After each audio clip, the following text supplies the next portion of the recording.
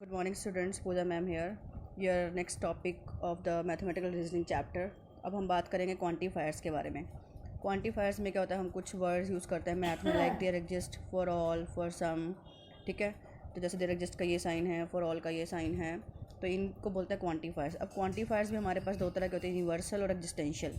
Universal में जैसे देखो फॉर एवरी आ गया, फॉर ऑल आ गया. एग्जिस्टेंशियल में क्या होता है, फॉर सम, देयर एग्जिस्ट, इस तरह के.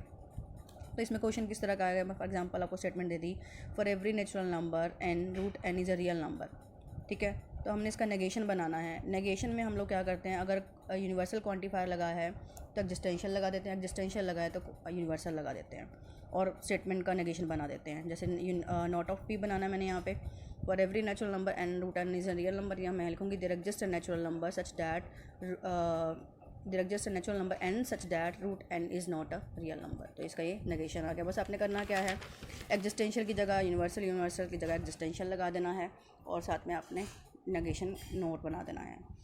आगे इंक्लूसिव स्टेटमेंट और एक्सक्लूसिव स्टेटमेंट और वाली कि इंक्लूसिव हो रहा है और एक्सक्लूसिव हो रहा है. जैसे school is close if it is holiday और संडे, तो कंपोनेंट स्टेटमेंट पी बन गया, school is close if it is holiday. Q बन गया, school is close if it is Sunday.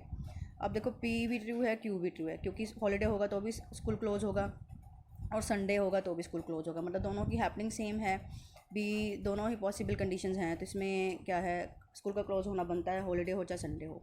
तो ये इंक्लूसिव और हो गया. ठीक है, इसी तरह नेक्स्ट है हमारे पास एक्सक्लूसिव में. एक्सक्लूसिव में हमारे पास क्या है, two lines in a plane intersect at a point और आर पैरेलल. तो कंपोनेंट स्टेटमेंट हमारे पास बन गई, two lines in a plane intersect at a point. इसके बाद two lines in a plane are parallel. अब देखो p is true, q is false, p is false, q is true. मतलब अगर लाइंस प्लेन में इंटरसेक्ट करेंगे तो parallel नहीं होंगी, अगर पैरेलल होंगी तो इंटरसेक्ट नहीं करेंगी. It means to say that एक का फॉल्स एक का ट्रू होना होता है. तो यानी कि यहाँ पे इंक्लूसिव और नहीं है, तो ये एक्सक्लूसिव और हो गया. Got it. अब उसके बाद हमारे पास है कंडीशनल स्टेटमेंट. कंडीशनल स्टेटमेंट में क्या होता है, पी देन क्यू. जैसे हम इंग्लिश में बोलते हैं if P then Q, if P अगर ये चीज़ होगी तो उसके बाद ही होगा. तो पी को बोलते हैं एंसीडेंट, क्यू को बोलते हैं कॉन्सिक्वेंट. इसका ट्रुथ टेबल आपको लर्न करना है. पी क्यू लिख के ट्रू ट्रू है तो ट्रू, पी ट्रू है, ट्रू फॉल्स है तो फॉल्स, फॉल्स ट्रू है तो ट्रू, फॉल्स फॉल्स है तो ट्रू. अब इनका कन्वर्स एंड कॉन्ट्रा पॉजिटिव करना है. अगर हमें इफ़ एंड देन वाले स्टेटमेंट का कन्वर्स लिखना है तो हम उल्टा कर देते हैं, क्यू देन पी लिख देते हैं. कॉन्ट्रा पॉजिटिव में क्या है हमारे पास, अगर बी देन क्यू है तो if not Q then not P लिख देते हैं हम लोग. ठीक है, नॉट ऑफ क्यू टेंस, ये आपका साइन है, देन के बाद जो एरो है कंडीशनल स्टेटमेंट का, नॉट पी. ठीक है, अब हम कुछ स्टेटमेंट्स सम करेंगे इसके. अब जैसे कि मेरे पास है कि rephrase the following sentences as conditional statement. उसका भी मैं कॉन्ट्रा पॉजिटिव का भी एग्जांपल आपको करवाऊंगी. बीच में एक क्वेश्चन और आ गया, रीफ्रेज करना है हमने स्टेटमेंट को कंडीशनल स्टेटमेंट में, इफ़ पी देन क्यू में. जैसे क्वेश्चन है working hard ensure that you will pass the exam, तो इसको हमने इफ़ पी देन क्यू में चेंज करना है. नॉर्मली आप कर लेंगे if you work hard then you will pass the exam. जैसे अगला है since it rain hard I could not go out, तो इसको भी अपने इफ़ और देन में चेंज करना है. If it rain hard then I will not go out. ठीक है, अब उसके बाद है कुछ मैंने क्वेश्चन उठाए हैं जिसमें क्या है, write the converse, opposite and contrapositive of the following statement. ठीक है, अब इसमें क्या, if x plus three equal to 9 then x equal to 6, ये स्टेटमेंट है हमारे पास. अगर हमने इसका कन्वर्स बनाना है, मैंने आपको अभी बताया कन्वर्स में हम उल्टा कर देंगे, जो इफ़ के बाद वो देन के बाद लगा देंगे, जो देन के बाद है वो इफ़ के बाद लगा देंगे. तो if x equal to 6 then x plus three equal to 9. Opposite लिखना है, अपोजिट का मतलब उल्टा करना है हमने इसका. तो बस if x plus three is not equal to 9 then x is not equal to 6. यहाँ पे नोट लगा दिया बस मैंने, यहाँ पे स्टेटमेंट सेम है बस नोट कर दिया यहाँ पे. कॉन्ट्रा पॉजिटिव, कॉन्ट्रा पॉजिटिव में क्या है अभी बताया मैंने, इफ़ पी देन क्यू है तो आप लिख देंगे if negation of Q then negation of P. अब तो यहाँ पे आप लिखेंगे if x is not equal to 6 then x plus three is not equal to 9. If x is not equal to 6 then x plus three is not equal to 9. ठीक है, अब इसमें मैंने क्या बनाया, इसका कॉन्ट्रा पॉजिटिव. अभी बताया मैंने आपको कॉन्ट्रा पॉजिटिव बनाना हो तो if not Q then not P लिखते हैं. तो वही किया हमने, हमारा क्यू क्या था, एक्स इक्वल टू 6 था, तो मैंने क्या बना दिया, x is not equal to 6. ठीक है, पी क्या था, x plus three equal to 9 then x plus three is not equal to 9. अब उसके बाद कंसिडर द, नेक्स्ट हमें consider the following statements, if you drive over 60 kilometre per hour then you will get a fine, identify the necessary and sufficient condition. देखो P लिख लेंगे पहले आप, component statement you drive over 60 kilometre per our, Q लिख लेंगे you will get a fine. तो इसमें P है सफिशिएंट फॉर क्यू है, क्योंकि अगर आप ड्राइव करेंगे 60 किलोमीटर से ज़्यादा तो आपको फ़ाइन होगा, तो इसमें क्यू क्या हो गया आपके पास, नेसेसरी कंडीशन हो गई। ठीक है, अब उसके बाद है tautology and contradiction. A compound statement is said to be tautology if it is true for all the possible truth values of its component statement. जैसे पी लिख दिया हमने true false, negation of P क्या हो गया, false and true. अगर P और negation of P निकालते हैं ट्रू ट्रू हो गया, तो वही चीज़ उसने बोली है यहाँ पे कि क्या होना चाहिए, अगर सब पॉसिबल वैल्यूज़ के लिए ट्रू है तो उसको बोलते हैं टोटोलॉजी। कॉन्ट्रडिक्शन में क्या है, compound statement said to be contradiction if it is false for all possible values of its component statements में क्या है, फॉल्स आर रिजल्ट्स, तो इसको हम फॉलेसी भी बोलते हैं। जैसे पी है मेरे पास true false, negation of P क्या हो गया, फॉल्स ट्रू, तो P and negation of P क्या आ गया, फॉल्स फॉल्स, तो यहाँ पे क्या आ गया, फॉल्स फॉल्स रिजल्ट आ गया। तो उसने ये बोला था कि अगर सभी वैल्यूज़ के लिए फॉल्स हो इसके कंपोनेंट स्टेटमेंट्स के लिए, तो उसको क्या बोलते हैं हम, कॉन्ट्राडिक्शन, और इसको फॉलेसी भी बोलते हैं। फिर है हमारे पास लॉजिकल इक्विवेलेंस। लॉजिकल इक्विवेलेंस में क्या है हमारे पास, कंपाउंड स्टेटमेंट्स को लॉजिकल इक्विवेलेंस तब बोलते हैं जब हमारे पास क्या हो, ट्रुथ वैल्यू सेम हो her for all possible truth values of their component statements. तो इसका ये साइन भी है, S1 is equivalent to S2। ठीक है, तो इसमें P क्या है, true false, negation of P क्या है, फॉल्स ट्रू, तो नेगेशन ऑफ P क्या आ गया, ट्रू फॉल्स। ये सारे उसके अकॉर्डिंग जैसे मैंने आपको पहले बताया हुआ है। तो इसमें ये क्या हो गया, इसने क्या बोला है यहाँ पे कि S1 is equivalent to S2 हो गया। देखो इसमें क्या है, कॉलम 1 और कॉलम 3 क्या है, सेम है। ठीक है, अब उसका नेक्स्ट टॉपिक है आपका कोडिंग और डिकोडिंग। कोडिंग और डिकोडिंग आपको पता ही है, थोड़ा बहुत आपने इसके बारे में सुना होगा। कोडिंग और डिकोडिंग में हम लोग क्या करते हैं, भी मैसेज को, लॉजिकल रीजनिंग का एक पार्ट है ये भी, मतलब कोडिंग क्या होता है, कन्वर्ट करना इन्फॉर्मेशन को लेटर और वर्ड्स और फ्रेज में। ठीक है, और डिकोडिंग होता है रिसीवर को समझ आ जाए उसी तरह उसको कन्वर्ट करना मैसेज को। ये क्या रिवर्स प्रोसेस ऑफ कोडिंग है, इसमें कन्वर्ट करते हैं मैसेज को सेंट बाय अ सोर्स ताकि वो समझ सके। और कोडिंग होती है लेटर, वर्ड और फ्रेजेस के फॉर्म में। जैसे लेटर कोडिंग में क्या होता है, लैंग्वेज कंटेन करते हैं, उसमें हम थोड़ा लेटर के हिसाब से कोडिंग करते हैं। जैसे यहाँ लखनऊ को कोड किया गया है NWEMPQY, तो how is Delhi is coded, इसको हम इस फॉर्म में अगर कोड करें तो दिल्ली कैसे कोड होगा। ठीक है, देखिए लखनऊ को लिखा है L को लिखा N, U को लिखा W, C को लिखा E, K को लिखा M, N को लिखा P, O को लिखा Q, W को लिखा Y। इसके लिए आपको अल्फ़ाबेटिकली ऑर्डर सारे पता होने चाहिए, किस नंबर पे कौन सा अल्फ़ाबेट है। तो अब देखिए L हमारा 12 पे है, अगर आप देखें तो उसको क्या लिखा गया है, N।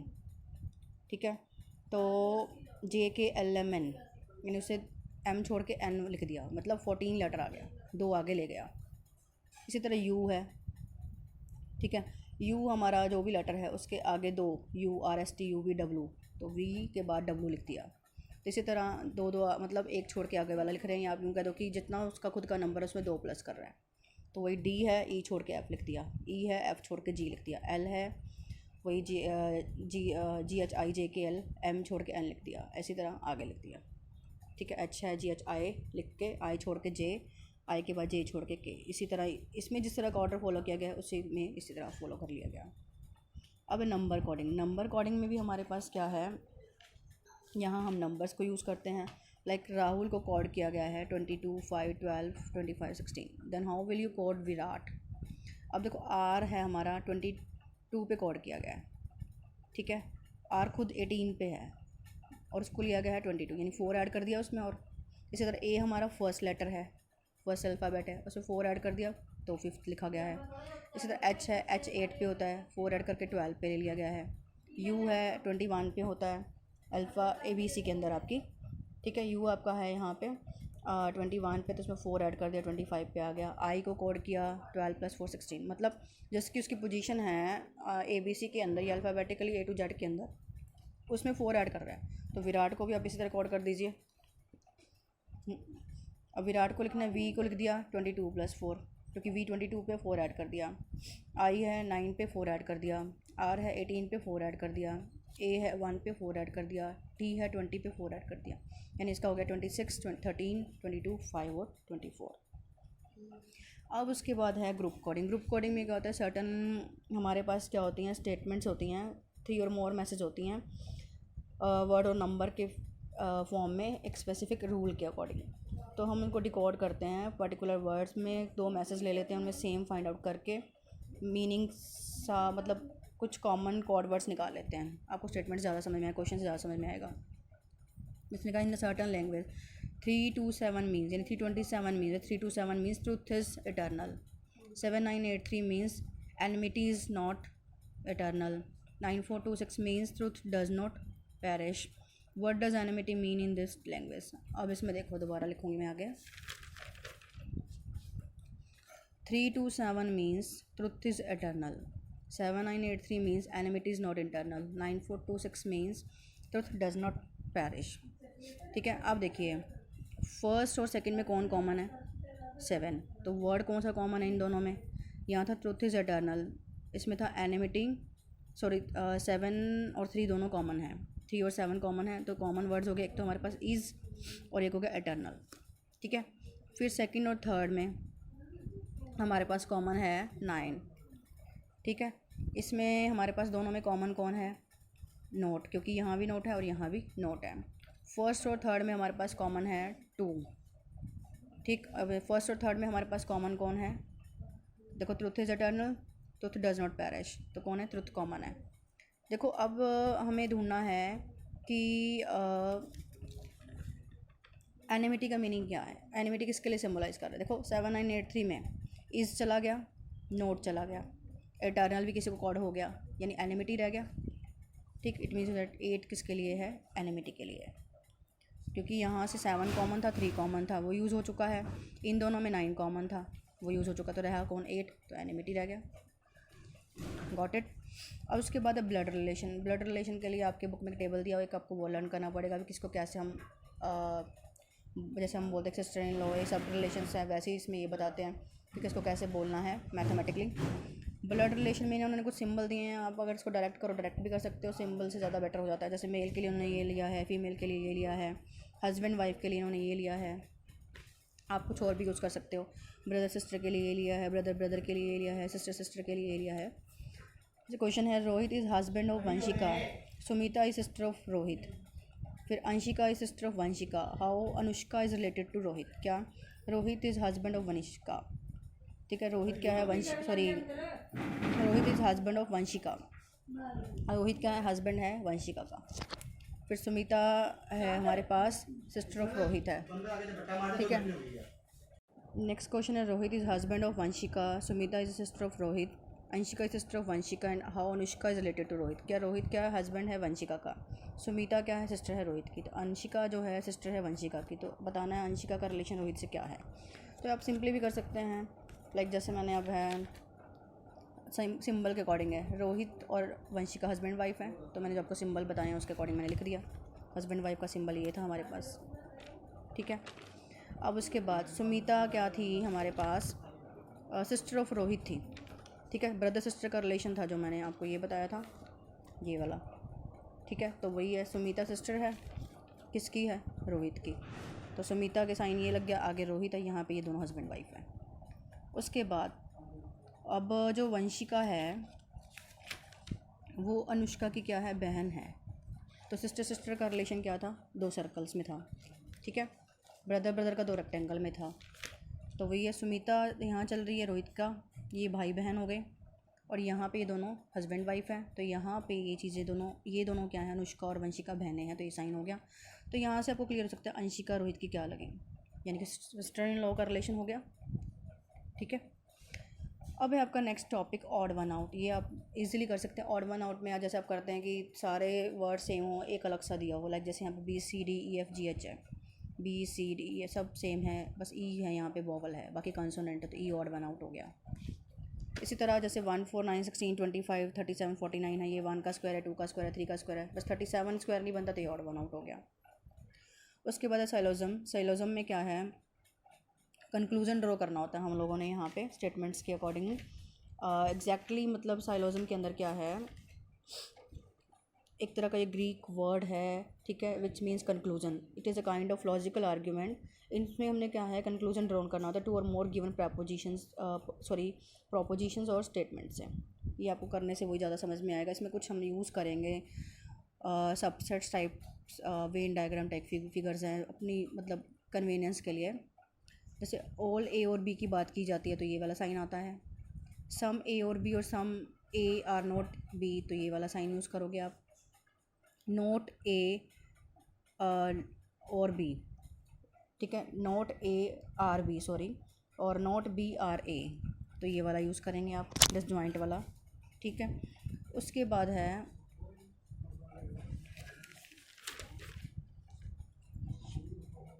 A equal to be के लिए हम लोग ये यूज़ करेंगे। एग्जाम्पल देखिए, अब स्टेटमेंट फर्स्ट है सम रैट्स आर कैट्स, ठीक है, और some cats are not dogs. क्या है हमारे पास स्टेटमेंट में, सम रैट्स आर कैट्स और some cats are not dogs. अब देखिए सम रैट्स आर कैट्स अगर हम बनाएं, सम के लिए मैंने आपको बताया था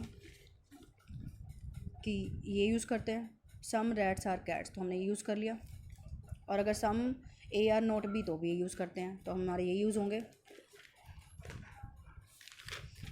देखिए सम रैट्स आर कैट्स बना दिया, some cats are not dogs बना दिया, ठीक है। पर कंक्लूज़न क्या है इसका कि सम कैट्स आर रैट्स, ठीक। तो conclusion first can be deduce from both the Venn diagrams.